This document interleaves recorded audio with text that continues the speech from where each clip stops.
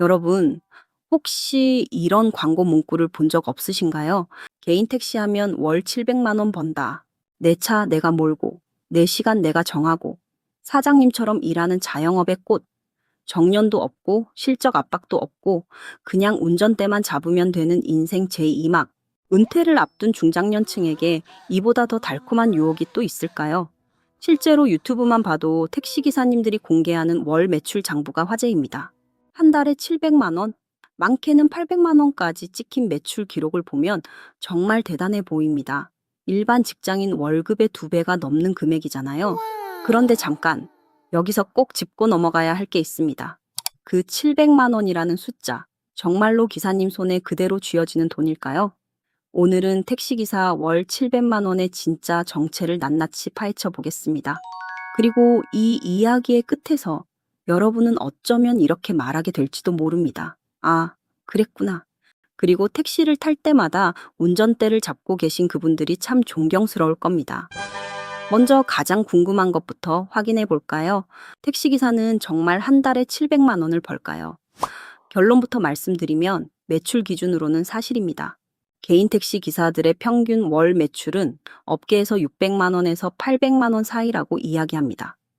한 달에 22일에서 23일 정도 근무하는 전업 기사 기준으로 월 매출 700만 원은 충분히 달성 가능한 가이드라인이라고 하죠. 익숙해진 기사라면 초보라도 올릴 수 있는 금액이라고 합니다.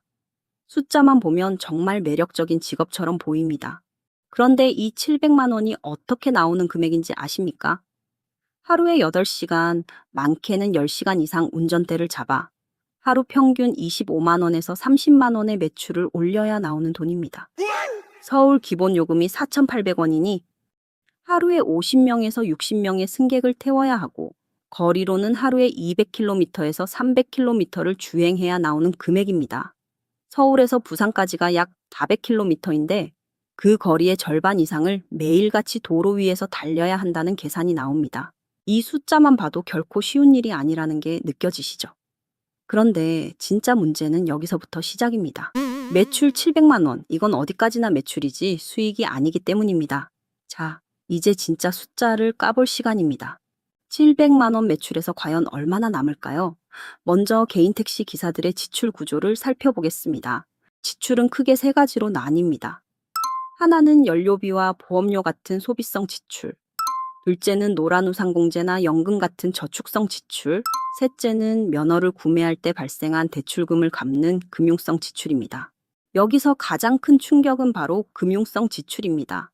택시를 하겠다고 마음먹은 사람이라면 누구나 부딪히는 벽이 있죠. 바로 개인 택시 면허를 사야 한다는 것. 개인 택시는 새로 면허를 내주지 않기 때문에 기존 기사에게서 면허를 사들여야 합니다. 서울의 개인 택시 면허 시세는 1억 원이 넘습니다. 여기에 차량 구매 비용까지 더하면 생계형으로 시작하는 기사들은 보통 약 8천만 원의 대출을 안고 출발합니다. 개인 대출 5천만 원에 차량 할부 3천만 원을 합친 금액이죠. 이걸 원리금 균등 상환으로 갚는다고 가정하면 매달 약 150만 원이 그냥 빠져나갑니다. 여러분 감이 오시나요? 700만 원 매출에서 벌써 150만 원이 사라졌습니다. 이제 연료비를 계산해 봅시다. 내연기관 차량, 그러니까 흔히 말하는 LPG 택시의 경우에는 한 달에 가스비로 약 63만 원이 나갑니다. 이건 육아 보조금을 환급받은 후의 금액입니다. 하루에 200km 이상을 달려야 700만 원의 매출이 나오니까 가스비가 그 정도 나오는 건 어쩌면 당연한 결과입니다. 그런데 요즘은 전기차 택시가 많이 늘었죠. 전기차로 운행하면 연료비가 확 줄어듭니다. 집에서 완속 충전을 한다고 가정하면 한 달에 약 20만 원 정도만 나옵니다. 내연기관과 비교하면 40만 원 이상 절약되는 셈입니다. 그래서 요즘 개인 택시를 시작하는 분들은 초기 비용이 좀 더 들더라도 전기차를 선택하는 추세입니다. 하지만 전기차라고 마냥 유리한 건 아닙니다. 감가상각이라는 숨은 변수가 있기 때문입니다. 내연기관차는 5년을 몰아도 중고차 가치가 절반 가까이 남지만 전기차는 배터리 수명 때문에 중고 가치가 훨씬 빨리 떨어집니다. 이걸 월 비용으로 환산하면 오히려 전기차의 감가상각비가 더 크게 잡힙니다. 결국 연료비에서 아낀 돈이 감가상각에서 도로 나가는 셈이죠. 그래서 보험료와 각종 수수료까지 다 합친 총 지출은 내연기관차든 전기차든 월 150만 원 안팎으로 생각만큼 큰 차이가 나지 않습니다. 택시 보험료는 일반 자동차 보험과 비교가 안 될 정도로 비쌉니다. 영업용이니까요. 사고가 나면 그 피해가 크기 때문에 보험료도 비쌀 수밖에 없습니다. 여기에 자동차세, 조합비, 각종 공제비용까지 더하면 월 고정 지출이 만만치 않습니다. 여기서 더 생각해야 할 것이 있습니다. 바로 세금입니다. 매출 700만 원이면 연간 매출이 8,400만 원이 넘습니다. 개인 택시는 자영업자이기 때문에 종합소득세를 내야 하죠. 그리고 중요한 건 매출 700만 원을 올리려면 무조건 오래 일해야 한다는 겁니다. 하루 10시간, 많게는 12시간 이상 운전대를 잡아야 합니다. 밤늦게까지, 새벽까지 운전해야 그 매출이 나옵니다. 몸이 아파서 하루 쉬면 그날 매출은 그냥 0이 됩니다. 무노동 무임금이라는 자영업자의 숙명을 그대로 짊어지는 거죠. 자, 그럼 실제로 손에 남는 돈은 얼마일까요? 대출이 없는 기사가 개인 택시로 월 700만 원의 매출을 올린다면 세금과 각종 비용을 제외하고 순수익이 약 450만 원 정도 남습니다. 그런데 8천만 원의 대출을 안고 시작한 생계형 기사는 어떨까요? 결국 손에 쥐어지는 순수익은 내연기관차 기준으로 약 292만 원, 전기차 기준으로 약 301만 원 정도로 계산됩니다. 여러분, 이 숫자가 얼마나 가슴 아픈지 아십니까? 월 매출 700만 원의 사나이가 실제로 가져가는 돈은 300만 원 안팎입니다. 그것도 하루 12시간씩 한 달에 22일 이상을 꼬박 운전대를 잡아야 받을 수 있는 돈입니다. 이쯤 되면 법인 택시 기사들이 궁금해집니다. 개인 택시도 이렇게 힘든데 법인 택시는 어떨까요? 법인 택시는 아예 구조가 다릅니다. 회사에 소속되어 일하는 근로자이기 때문에 기본급이 정해져 있습니다. 하지만 그 기본급이 얼마인지 아십니까? 서울의 한 법인 택시 기사가 유튜브에서 공개한 월급 명세서를 보면 세금을 제하고 손에 쥐는 기본급이 약 110만 원 남짓입니다. 여기에 인센티브를 더해서 잘해야 200만 원 안팎이라고 합니다. 그런데 이 200만 원이라는 월급을 받기 위해서 해야 하는 일이 무엇인지 아십니까? 대부분의 법인 택시 기사들은 오후 2시에 출근해서 이튿날 새벽 2시까지 도로 위를 누빕니다. 주 6일 이상 하루 12시간 장시간 노동을 해야 받는 돈이 200만 원입니다. 여기에 산학금이라는 압박이 있습니다. 산학금은 기사가 하루 동안 벌어온 돈 중에 일정 금액을 회사에 납부하는 제도입니다. 서울 기준으로 하루 산학금이 약 23만 원에서 24만 원 정도 됩니다. 한 달로 치면 600만 원이 넘는 금액을 회사에 먼저 입금해야 하는 거죠. 기사는 하루 8시간에서 9시간을 휴식 없이 일해야 겨우 산학금을 채울 수 있습니다. 그 이후에 초과해서 버는 수익이 비로소 기사의 수입이 되는 구조입니다. 산학금 제도는 기사들의 처우를 개선하겠다는 취지로 법이 개정되면서 폐지되었습니다. 그 대신 도입된 것이 전액관리제, 즉 월급제입니다. 기사가 하루 동안 번 운송 수입금 전액을 회사에 내고 주 40시간 이상 근무하면 200만 원 이상의 고정 월급을 보장받는 제도입니다. 그런데 이게 실제로는 어떻게 작동하고 있을까요? 제주도에서 법인 택시를 운전하는 한 기사의 증언이 충격적입니다. 그는 한 달에 700만 원에서 많게는 950만 원까지 매출을 올리는 회사에서도 손꼽히는 우수 기사였습니다. 하루 10시간 이상, 길게는 15시간까지 일한 결과였죠. 그런데 전액관리제 시행 후 실수령액이 오히려 줄었다고 합니다. 그가 받는 고정급여는 25일 근무 기준으로 약 120만 원에 불과했습니다. 매출이 950만 원이든 700만 원이든 관계없이 그가 받는 기본급은 똑같은 120만 원이라는 겁니다. 여기에 성과급을 더해도 실제 수입은 300만 원을 넘기기 어렵습니다. 이게 전액관리제의 현실입니다. 열심히 벌어도 적게 벌어도 받는 돈이 비슷하다 보니 동기부여가 떨어질 수밖에 없습니다. 오죽하면 그 기사가 이 제도를 두고 강탈이라고 표현했을까요? 더 심각한 것은 몇 시간을 일했든 노동시간을 제대로 인정받지 못한다는 것입니다. 근로기준법상 사업장 밖에서 일해 근로시간 산정이 어려운 택시기사는 노사 합의에 따라 정해진 소정 근로시간만 일한 것으로 간주됩니다. 개별 기사가 실제로 12시간을 운전했든 15시간을 운전했든 그저 합의된 일정 시간만 일한 것으로 쳐준다는 겁니다. 그래서 기본급이 120만 원이라는 터무니없는 액수가 나오는 거고요. 1년차 법인 택시 기사의 실수령액은 대부분 180만 원에서 200만 원 사이에 머무릅니다. 이게 대한민국 법인 택시 기사의 현실입니다. 그런데 여기서 우리가 반드시 기억해야 할 사실이 하나 있습니다. 택시 기사는 그저 운전만 잘하면 되는 직업이 아니라는 것입니다. 택시 기사는 승객을 태우고 목적지까지 안전하게 데려다주는 서비스 직업입니다. 하루 종일 낯선 사람과 마주해야 하고 취객과도 마주해야 하고 때로는 무리한 요구를 하는 승객과도 부딪혀야 합니다. 한 택시 노조에서 조합원 500여 명을 대상으로 설문조사를 한 적이 있습니다. 그 결과 10명 중 8명이 지난 1년 동안 승객으로부터 폭언이나 욕설, 협박을 경험한 적이 있다고 답했습니다. 80%가 넘는 비율입니다. 폭언을 경험한 뒤 어떻게 대처하느냐는 질문에는 취객으로 보이면 태우지 않는다는 응답이 가장 많았습니다. 여러분, 취객으로 보이면 태우지 않는 게 기사들의 생존 전략이 되어버린 겁니다. 어떤 택시기사는 승객이 뒤에서 갑자기 발길질을 해서 사고가 날 뻔했다고 증언하기도 했습니다. 하지만 이렇게 위험한 순간들보다 더 힘든 건 하루 종일 혼자라는 사실입니다. 운전대를 잡고 있는 시간, 아무도 말을 걸지 않는 정막 속에서 홀로 도로를 지켜야 합니다. 몸은 피곤한데 정신은 바짝 차려야 하고 언제 어디서 사고가 날지 모르는 긴장감 속에서 몇 시간이고 운전해야 합니다. 12시간 동안 식사 한 끼 제대로 못 챙기는 기사가 대부분입니다. 밥 먹을 시간도 화장실 갈 시간도 아깝습니다. 그 10분, 20분이 아쉬워서 그 시간에 콜 한 건 더 받으려고 참는 겁니다. 이런 삶을 살면서도 택시기사들은 웃음을 잃지 않으려고 애씁니다. 승객에게 짜증을 내면 그건 곧바로 평가로 이어지고 결국에는 자기 매출로 돌아오기 때문입니다. 승객을 대하는 미소는 어쩌면 연기일지도 모릅니다. 하지만 그 연기가 하루 12시간, 한 달에 20일 이상 계속된다면 그건 이미 연기가 아니라 인내입니다. 그런데 왜 이런 힘든 직업을 사람들이 계속 선택하는 걸까요? 답은 간단합니다. 다른 선택지가 없기 때문입니다.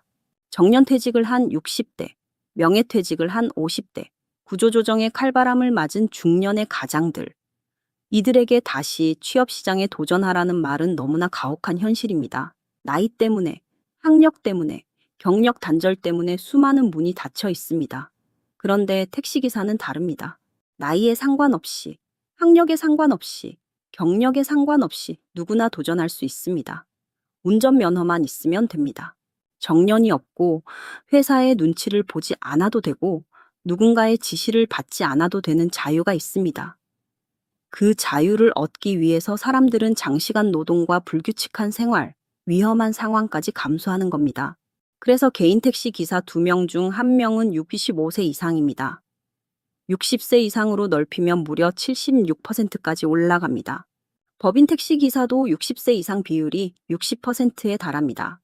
전국의 택시도로 위가 고령의 기사들로 채워져 있는 셈입니다. 그런데 이 현실이 곧 또 다른 문제를 만들어냅니다. 바로 인력난입니다. 젊은 사람들이 택시기사를 기피하면서 택시를 운전할 사람이 점점 사라지고 있습니다. 코로나19를 거치며 불과 몇 년 사이 전국에서 3만 명에 가까운 법인 택시 기사들이 업계를 떠났습니다. 30% 가까이가 사라진 겁니다. 이들은 어디로 갔을까요? 가장 많이 이동한 곳이 바로 택배와 배달 업계입니다.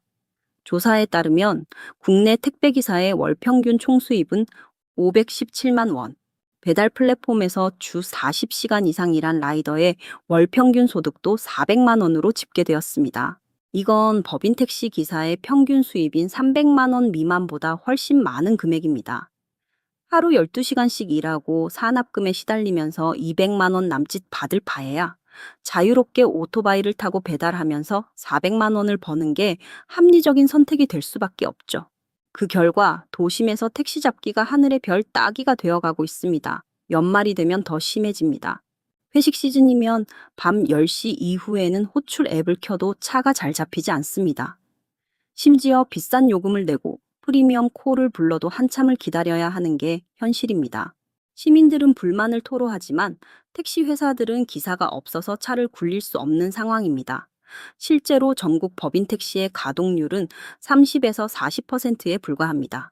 10대 중 67대는 운전할 사람이 없어 차고지에 그냥 서 있다는 뜻입니다. 차가 운행을 하지 않아도 보험료와 유지비 같은 고정 비용은 계속 나가기 때문에 부도 직전에 몰린 회사들의 사정도 딱한 건 매한가지입니다. 여기서 잠깐 여러분은 이런 생각이 드실지도 모릅니다. 그러면 택시 요금을 올리면 되지 않나? 단순해 보이는 해결책입니다. 하지만 이건 생각만큼 쉽지 않습니다. 택시 요금은 정치적인 문제이기 때문입니다. 택시비 인상은 곧 물가 인상으로 이어지고 서민들의 부담으로 직결되기 때문에 정부와 지자체는 요금 인상에 극도로 보수적입니다. 실제로 우리나라 택시 요금은 국제적으로 봤을 때 상당히 낮은 수준입니다. 택시 요금을 비교하는 국제 통계를 보면 1km를 갈 때마다 붙는 주행 요금만 놓고 보면 우리나라는 100개가 넘는 나라 중에서 하위권에 머뭅니다. 택시 요금이 비싸기로 유명한 스위스, 그리고 일본이나 미국 같은 나라들과 비교하면 그 격차는 생각보다 훨씬 큽니다. 버스나 지하철 같은 대중교통은 정해진 주기마다 요금을 조정하는데 택시 요금은 선거 같은 정치 일정에 자꾸 밀려서 제때 오르지도 못합니다. 기사는 그 사이에 오른 물가와 연료비를 혼자서 감당해야 합니다. 전국 택시 운송 사업조합위의 오납회의 관계자는 정말 안타까운 말을 했습니다. 택시기사도 열심히 일하면 한 달에 500만 원도 넘게 벌 수 있지만 몸이 상하게 된다고. 맞는 말입니다. 700만 원의 매출을 올리는 기사는 반드시 몸을 혹사하고 있습니다. 12시간, 15시간씩 운전대를 잡으면서 눈이 붓고 허리가 끊어질 것 같아도 웃음을 지어야 합니다. 그렇게 번 돈에서 대출금과 연료비를 빼고 나면 남는 건 겨우 300만 원입니다.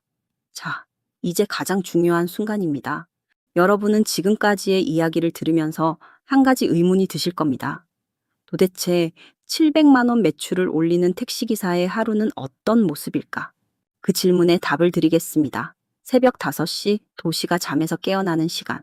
대부분의 사람들이 아직 꿈속에서 뒹굴고 있을 때 개인 택시 기사 김 씨는 이미 세수를 하고 출근 준비를 시작합니다. 커피 한 잔을 마시며 하루의 계획을 세웁니다. 오늘은 얼마를 벌어야 할까? 최소 25만 원은 벌어야 월 매출 700만 원을 맞출 수 있습니다. 만약 오늘 몸 상태가 좋지 않아서 20만 원밖에 못 벌면 주말에 쉬지 않고 하루를 더 나가야 합니다. 출근길 김 씨는 차량 점검을 합니다. 타이어 공기압, 브레이크, 엔진 오일, 그리고 가스 잔량까지. 사고가 나면 하루 매출은 고사하고 보험료가 폭등하기 때문에 차량 관리는 선택이 아니라 필수입니다. 오전 6시 첫 승객을 태웁니다. 출근 시간대에는 주로 회사원들이 많습니다. 한 건에 7,000원, 8,000원씩. 출퇴근 시간은 택시기사에게 하루 중 가장 중요한 골든타임입니다. 2시간 동안 쉬지 않고 손님을 태우고 내리기를 반복합니다. 그렇게 아침 피크타임에 8만 원에서 10만 원 정도를 벌어들입니다. 오전 9시가 넘으면 거리는 한산해집니다. 김 씨는 차를 세우고 잠시 쉬면서 콜을 기다립니다. 하지만 5분, 10분이 지나도 콜이 오지 않습니다. 공차 상태로 도로를 빙빙 도는 건 연료비 낭비이기 때문에 김 씨는 호출이 올 때까지 차 안에서 대기합니다. 그리고 또 콜이 오면 달려갑니다. 낮 시간대에는 장 보러 가는 어르신들, 병원 진료를 마친 환자들, 공항으로 가는 출장객들을 태웁니다. 한 건 한 건이 쌓여서 점심시간이 되면 매출은 대략 15만 원을 넘어섭니다. 이제 절반을 채웠습니다. 오후 2시, 김 씨는 점심을 먹습니다. 하지만 편하게 식당에 앉아 먹는 게 아닙니다. 차 안에서 김밥을 허겁지겁 씹거나 편의점에서 산 샌드위치를 운전대 옆에 놓고 신호 대기할 때마다 한 입씩 베어 물며 먹습니다. 시간이 돈이니까요. 30분 이상 밥을 먹으면 그 시간에 콜 하나를 놓치는 겁니다. 오후 3시부터 6시까지 비교적 잠잠한 시간이 이어집니다. 그래도 김 씨는 포기하지 않고 운행을 계속합니다. 먼 거리 손님이 오기를 기대하며 공항 콜이나 병원 앞에서 대기하는 승객을 찾아다닙니다. 저녁 6시가 되면 다시 피크타임이 시작됩니다. 퇴근길 승객들로 도로가 가득 찹니다. 하지만 출근 시간대와 달리 퇴근 시간대에는 교통체증이 심합니다. 한 건을 태우고 목적지까지 달려도 막히는 도로에서는 시간만 허비됩니다. 결국 기사들은 체증이 덜한 골목길을 파고들고 지하차도를 이용해 조금이라도 빨리 손님을 내려주려고 안간힘을 씁니다. 저녁 9시 김 씨의 하루 매출은 어느덧 23만 원에 도달했습니다. 아직 목표까지 2만 원이 남았습니다. 하지만 몸은 이미 한계를 넘어섰습니다. 허리는 쑤시고 눈은 따갑습니다. 그럼에도 김 씨는 잠이 쏟아지는 밤거리를 한 바퀴 더 돌기로 결심합니다. 자정이 되기 직전 마지막 손님이 차에 탑니다. 술에 취한 회사원입니다. 만취 상태라 두 차례나 차 안에서 토할 뻔했지만 김 씨는 아무 내색 없이 운전에 집중합니다. 목적지에 도착해 승객이 내리자 마침내 하루의 운행이 끝났습니다. 미터기는 25만 3천 원을 가리키고 있습니다. 목표를 달성했습니다. 하지만 이제부터가 진짜 시작입니다. 김 씨는 주유소로 차를 몰아 가스를 가득 채웁니다. 오늘 쓴 연료비는 약 7만 원. 세차비에 차량 점검비까지 합치면 대략 8만 원이 사라집니다. 여기에 매달 나가는 보험료와 대출금까지 하루치로 환산해서 빼고 나면 오늘 하루 김 씨의 손에 실제로 남는 돈은 12만 원 남짓입니다. 이렇게 한 달에 20날 넘게 쉬지 않고 일해야 간신히 300만 원 안팎이 남는 셈입니다. 김 씨는 집에 돌아와 씻지도 못하고 침대에 쓰러집니다. 눈을 감는 순간 또다시 새벽 5시에 알람이 울릴 것입니다. 여러분, 월 700만 원이라는 숫자는 분명 화려해 보입니다. 하지만 그 뒤에는 이렇게 새벽과 밤을 오가는 기사들의 땀과 체력이 묻혀 있습니다. 택시기사는 단순히 돈을 많이 버는 직업이 아닙니다. 몸을 갈아 넣는 극한 직업입니다. 여러분이 다음에 택시를 탈 때 운전대를 잡은 기사분이 피곤해 보이고 말수가 적어도 조금은 이해해 주시길 바랍니다. 그분은 하루 대부분을 도로 위에서 보내며 우리의 이동을 책임지는 사람입니다. 그분의 월급은 수치로만 말할 수 없는 무게를 담고 있습니다. 오늘도 밤거리를 오가는 수많은 택시의 불빛을 보며 그 안에 깃든 삶의 무게를 잠시 기억해 주시면 좋겠습니다. 그게 오늘 이 이야기를 전하는 이유입니다. 우리가 매일 무심코 타는 택시, 그 운전대 뒤에는 이런 하루가 있었습니다. 다음엔 또 어떤 직업의 이야기로 찾아뵙게 될까요? 다음 이야기에서 다시 만나요. 구독과 추천은 사랑입니다. 감사합니다.